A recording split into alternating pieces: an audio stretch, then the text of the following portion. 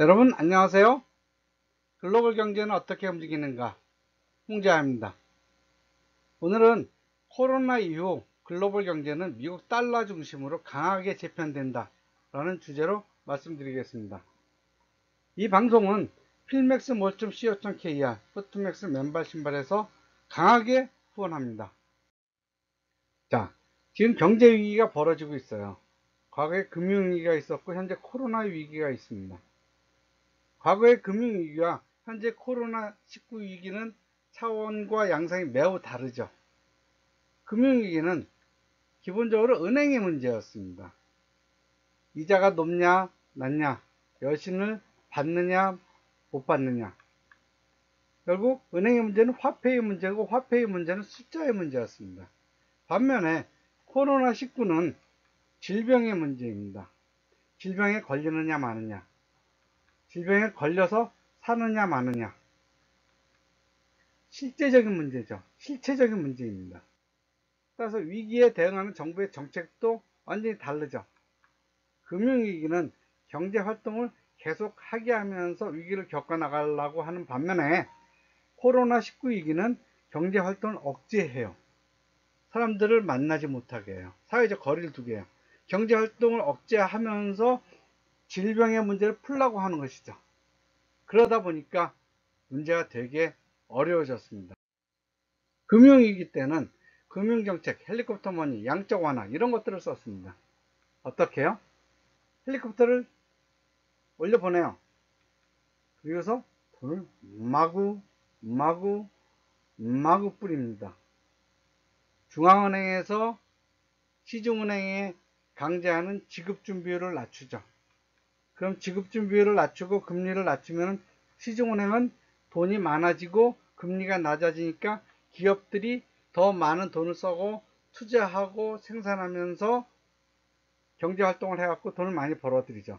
그러면은 소비자인 임금 노동자들은 더 많은 돈을 갖게 되고 소비를 하게 돼서 경제를 활성화시키는 것이죠. 그런데 금융위기를 너무 많이 쓰면서 효력이 더 이상 나타나질 않아요. 아무리 헬리콥터 머니를 뿌려도 경제가 안 좋아져요. 금리가 빵이니까. 이제 화폐정책, 금융정책은 한도가 다 된 겁니다. 그런 와중에 코로나19 위기가 딱 닥쳤어요. 중앙정부든 지방정부든 무제한 재정정책을 쓰는 겁니다. 역시 돈을 무제한 뿌려요. 중앙정부에서도 뿌리고 서울시에서도 뿌리고 성북구에서도 뿌리고. 조건이 딱 하나예요. 저축하지 마라. 장롱 속에 보관하지 마라. 먹고 마시고 써라. 정부에서 주는 돈은 다른 사람의 주머니로 가게 하라. 이렇게 하는 것이죠. 무제한 돈을 풀면서. 왜? 그럴 수밖에 없죠. 경제 활동을 못하니까 정부가 돈을 찍어서라도 사람들한테 먹고 살 방도를 만들어 주는 겁니다. 불가피한 면이 있어요. 그런데 이 무제한 재정 정책의 끝은 어디예요? 바로 하이퍼 인플레이션이 나올 때입니다. 돈을 아무리 찍어도 효과가 나타나지 않을 때, 그때 하이퍼 인플레이션이 나타나는 것이죠. 그러면 전 세계가 똑같은 정책을 취하고 있어요. 전 세계가 똑같이 돈을 무제한적으로 뿌리는 거예요. 이럴 때 사람들은 어떤 돈을 원할까요? 한국 돈 10,000원, 유로 돈 500유로, 중국 100위안, 일본 돈 10,000엔, 어떤 돈을 원할까요? 한국 돈은 한국 내에서만 쓰입니다. 외국에서 쓰이지 않아요. 일본 돈 엔화? 지금 일본의 경제가 기울어져 가는 것을 누구나 볼 수 있죠. 그러니까 일본 돈의 가치는 떨어져요. 일본 돈을 원하는 사람들은 점점 더 줄어들 것입니다. 하기사 지금도 일본 돈의 국제 무역 결제 비율은 3%가 채 안 돼요. 그 다음에 유로화. 한때는 유로화가 미국 달러와의 대안이 될 것이라고 했었지만 27개 국가의 연합이 각각 다른 경제적 환경에 취해 있다 보니까 유로화의 결속력이 점점 더 약화되고 있죠. 중국의 위안화. 중국은 미중 무역 전쟁, 공산당 내부의 모순, 홍콩 문제, 안팎으로 수많은 문제들에 봉착하고 있습니다. 해결하기 어려운 문제들이 많죠. 결국 중국 위안화도 달러만큼 전 세계 사람들이 원하는 화폐가 되기는 어렵죠. 하기사 현재에도 중국 위안화의 국제무역 결제 비율은 1.6%밖에 안 됩니다. 결국 세계는 가장 안전한 자산, 안전한 통화인 달러를 원하게 됩니다. 어떻게 해요? 미국에 수출하면서 달러를 벌어들이려고 노력을 하겠죠. 그렇게 되다 보니까 전 세계의 상품 직결지인 미국에서 상품의 가치는 하락할 겁니다. 다른 나라들이 덤핑해 가면서 미국 달러를 원하게 될 것이기 때문이죠. 그런데 상품이 남아돌지만 미국의 경제가 좋아질지는 불확실합니다. 하지만 좋아질 가능성도 있어요. 왜 불확실하냐? 촘촘하게 엮여진 글로벌 경제에서 미국만 잘 된다고 미국 경제가 좋아지리라는 보장이 없습니다. 왜? 다른 나라도 좋아져야지 세계 경제가 좋아지는 그러한 구조가 되어 있기 때문이죠. 하지만 좋아질 가능성도 있어요. 왜?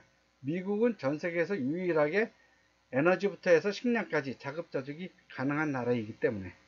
반면에 다른 나라들은 달러가 부족한 나라들, 하이퍼 인플레이션을 겪게 될 것입니다.